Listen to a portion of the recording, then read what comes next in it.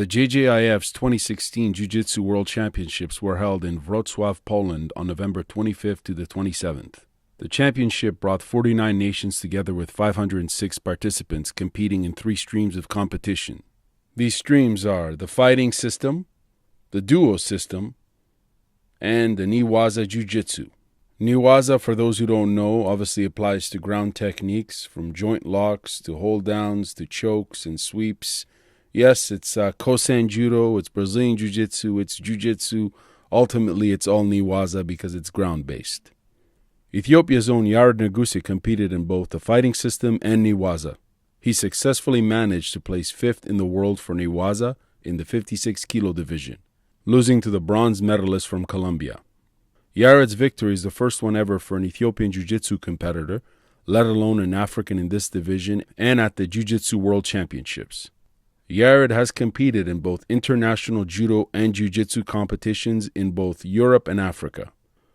Yared Negusse, Dr Tsegaye Degineh, and Mr. Johannes Daxbar, as well as others, are featured in my long-form documentary on the development of Judo and Ju-Jitsu in Ethiopia. This documentary is in production because the story just keeps getting better and better. Welcome to Conversations with Garmamie. This is episode number 49. Our guest this week is Dr Tsegaye Degineh. He's a Ju-Jitsuka. He's also the president of the Judo and Ju-Jitsu Association in Ethiopia. Dr. Degineh was also in Poland to support and coach Yared Negusse as he competed in the Ju-Jitsu World Championships. Dr. Degineh joins us via Skype from his home in Berlin, Germany. You were obviously in Poland supporting one of your athletes. This is Ethiopia's only competitor at this event, Mr. Yared Negusse. Tell us a little bit about Yared and the journey he embarked on to getting to Poland. Yared Negusse is really a very role model athlete. I think he will be one of the pioneer of new Ethiopian martial art. He fought 4 years ago in Vienna and 2 years ago in Düsseldorf Grand Prix Judo. In Kenya, East African Judo competition. He gathered really international experiences. He is very calm, who is a person who is not getting nervous when he's getting in the fighting in front of 100 people. He practiced, Jiu-Jitsu since for the last 6 years, beginning with my seminars in Ethiopia, and then he specialized also in judo, and he's a trainer, a Judo Ju-Jitsu trainer at the Juventus club in Ethiopia. Currently has 100 of students who is visiting his classes in Ethiopia. He is very swift, very quick, and goal-oriented. He showed no emotions, so it is very difficult for the opponent, to know what he's going to plan next. I think he is really currently one of the best athletes what we have in Ethiopian concerning Jiu-Jitsu, Judo, as well as martial arts at all. How lead us through his bouts? How did he do at the competition? Because he competed in both the NeWaza and the fighting system stream. Is that right? Yes. I mean, that is also very amazing because his flight ticket was to Warsaw, the capital town of Poland. But we thought that will be to Wroclaw. In Ethiopia, I think they gave him the wrong address. So he landed there, and no one was ready to bring him to Wroclaw, which is around 6 hours drive, I think. Wow. And then he was just lost. At the end, he bought by himself a ticket with a night train. He was really very tired at the end of his limit. Arrived early in the morning without sleeping, eating, and then had his first fight in fighting system. two fights. He had two fights. Even he scored points in those fights, but he lost because he's not because of technical superiority of his opponents, but because of some penalties. That is our weakness. We are not practicing fighting system, NeWaza system as it is. But we are just practicing for the fighting for the examination or for the championship. That is our weakness. So, and in Ethiopia, there are not that much people who are going to train with Yared for championships. So he lose with some shidos, just 2-3 points difference. And then the next day, he for the first time he slept well. Just I think 6 hours, and then he entered for NeWaza. Wow. And as far as when you speak of, tell us about Yared's performance in the NeWaza stream of competition. How did he do? Yared done really terrific. For him it is the technique is not that much difficult, but the rules, he lost the fight for the bronze only through penalties against a Colombian competitor because, as I told before, we are not often practicing NeWaza rules, and the decision was not clear, understood for us. Especially as we saw as the referee, even the referee have sometimes, the referees have really difficulties to decide because, for example, Yared crossing, as Yared crossed his legs on his own knee, the referee thought he might be injured himself and stopped the fight. But so the opponent could not believe his luck. For another example, Yared leads the Russian athlete 4-0 by submission, and the referee disqualified him for using ankle heel lock. Heel hook. Yes, but yes. The Russian athlete began to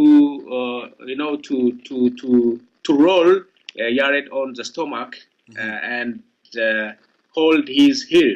At the same moment, Yared hold also the heel of the Russian athlete. Right. Nobody knows who made the lock, but the Russian athletes crying and so on. So the referee stopped and Yared lose the match. So it is really for us those so-called shidos penalties in other systems like fighting. And do system, I think in do system there is no shido, but in fighting systems there is shido. Right. It is in NeWaza you have strict rules of shidos or so-called Hanosuku Maki, which called, for example, there are a dozen of forbidden techniques. Even you don't want to do those techniques, your opponent might lead you to those techniques. If you put his leg inside your arm and he's turning to the left, you are trying to turn to the right, and then there will be a joint manipulation on the knee. It is sometimes really very difficult to know when you will have your shido, or even you are going to be disqualified. It's interesting. You're mentioning all these different penalties and forbidden techniques, and obviously other grappling sports have their own list. I was unaware that heel hooks were not allowed in NeWaza for the JJIF. I mean, I understand there's a huge risk with heel hooks, obviously, and it's legitimate to a certain degree. However, it's a grappling tournament, and I think heel hooks, especially at that level, people are generally more experienced with leg locks, and I'm surprised to hear that heel hooks would not be allowed at a NeWaza tournament, considering that if you look at other NeWaza-based competitions at this high level of competition, a lot of people are attacking, or I guess Brazilian Jiu-Jitsu are actively going for leg locks now more than ever before, I guess, in this part of the world, with heel hooks and knee bars and foot locks and so on. So it's interesting that that's banned. But so you gave us an example there of him dealing with such rules when he fought the Russian, but he did end up winning a bout, did he not? Yes, yes. Even for example, we asked the German trainer, yeah, about the techniques, because they are updating the new techniques continuously, mm-hmm. and we asked the Germans for their advice, and they told us what going to do and not to do. And really very nice guys, and even the athlete was with us just making photos and so on. Then we saw the next fight will be with the German. Oh man. It is really very ironical, because even I asked some German trainers, because I'm not practicing NeWaza intensively, so I asked someone who is better than me to be a coach for Yared, and one German trainer was ready to be his coach. Mm-hmm. And then as they heard that Yared going to be, his fight will be with the German athlete, right. And he said, no, I can't do that, because as a German coach with another German athlete coaching Ethiopian to fight German, that will not work. Right. So it was for us really very ironical, and this time Yared won the match. Yared won the German champion in this match, and it was really very, very surprising and amazing for all of us. Even Yared himself and me too don't believe. So we were at the beginning just asking what happened. Is something wrong with Yared? Is again some kind of hedos? And it was really for us very, very amazing fight. I mean, you can see, you can watch also the videos on YouTube or DirectTube how the fight was. Right. So overall, what does this mean for the great work of developing Jiu-Jitsu and Judo in Ethiopia, to have one of your athletes? This is the first ever recorded win internationally for a Jiu-Jitsu player, Ethiopian Ju-Jitsu player, at the highest international level of competition. That's the World Championships for the JJIF, the Jiu-Jitsu International Federation. What does it mean for an Ethiopian athlete? Yes, it is for us a big win, big advance in Ethiopia as well as in Africa, because Yared will represent Africa in coming World Games in Poland in 2017. And Yared will have, we'll have a good supporters in Ethiopia. We have this system changing now currently in Ethiopia, changing persons at the sport authorities who are now with professional backgrounds, and hopefully they will understand the sport. In Ethiopia, we have difficulties to accept martial arts as a sport.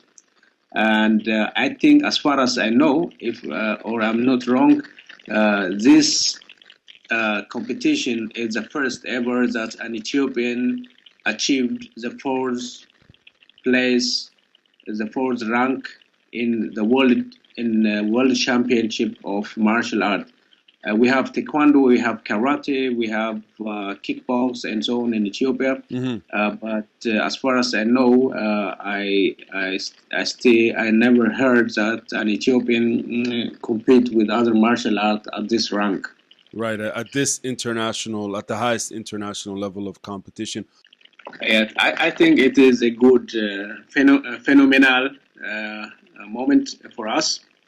One time phenomenal, or it has never happened before, such kind of success. And I think we should use this phenomenal Uh, Yesterday was published on the newspaper Addis Admas, the success of Yared. It, I think it has been spread, quickly around the country, sport family, and it was also on the radio, the success of Yared, even on the Dire tube, one of the biggest Ethiopian tubes. Within 2 days, we have more than 20,000 views. I think this time is a good success, and as you know, we have a lot of challenge in Ethiopia, and I think we can convince with this success that we can be taken seriously and we can go forward. Even some challenges or some challengers. That will be a very difficult situation for those who are hesitating on our works, who made some problems to the development and the process of Judo Ju-Jitsu in Ethiopia. That will be, I think time is changing and time is with us. Luck and success is now with us. And that will be, I think, the first ignition for the new era Judo and Ju-Jitsu in Ethiopia. As I told before, many were amazed by his techniques, humbleness, and many said he could have gold. He could have won the match, but the lack of rules. So he received an offer to take seminar in Abu Dhabi. Wow. To know, in order to learn the rules and get instructing by highly qualified instructors from Brazilian. And that will be a great opportunity for Yared before entering the 2017 World Games competition. And for your documentary, for your story, it will be the best story to tell the people. One person who has never been practicing Brazilian Jiu-Jitsu before 6 years is now going to represent Africa in World Games in fourth place in World Championship and going to the medal. That is a big story. It sure is. It sure is.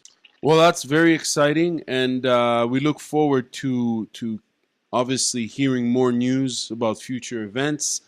It's awesome the work that you guys are doing. You being the Dr. Tsegaye Degineh, the Ju-Jitsuka, and Hannes Daxbar, the Judoka. I think you guys are doing awesome work for the development of Judo and Ju-Jitsu in Ethiopia. You obviously both live in Germany, and many people internationally are aware of your work. And I think people in the country of Ethiopia are obviously aware of the great work you're doing. And when you have athletes that you're training and exposing to international competitions, winning and just being there and giving it their all, I think that's validation, 100%. So if there's any challenges or any problems in Ethiopia, I think at the end of the day, it's fair to say that you guys are representing that country's best of the best, legit martial artists.